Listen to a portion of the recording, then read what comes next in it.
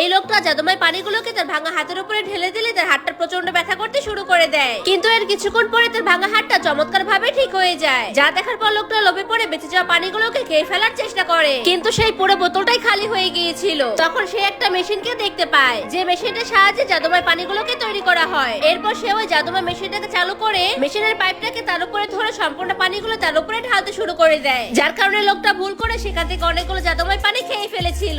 এরপরে তার সম্পূর্ণ শরীরটা ফাটতে ফাটতে চেহারাগুলো একদমই জ্বলন্ত কয়লার মতো হয়ে গিয়েছিল। কিন্তু তবুও লোকটার এতে কিছু যায় আসে না, কারণ এখন সে পৃথিবীর সবথেকে শক্তিশালী মানুষ হয়ে গিয়েছিল। কিন্তু কথাই আছে, লোভী মানুষের লোভ কখনোই কমে না। এজন্য সে আরো শক্তিশালী হওয়ার জন্য যেখান থেকে সে জাদুময় পানিগুলোকে উঠানো হতো সেখানে চলে যায়। এরপর সে ওই পানিগুলোকে খাওয়ার জন্য তার জাদু দিয়ে সম্পূর্ণ পানিগুলোকে ঘোরাতে শুরু করে দেয়। কিন্তু সে অতিরিক্ত লোভ করার কারণে সেই পানিগুলো তার কন্ট্রোলের বাইরে গিয়ে ঘূর্ণিঝড়ের মতো করতে শুরু করে দেয়। এজন্য সে তার তৈরি করা ঘূর্ণিঝড়ের মধ্যে নিজেই পড়ে যায়। যাওয়ার আগে আপনার ফোনে কত % চার্জ আছে তা কমেন্ট করতে ভুলবেন না।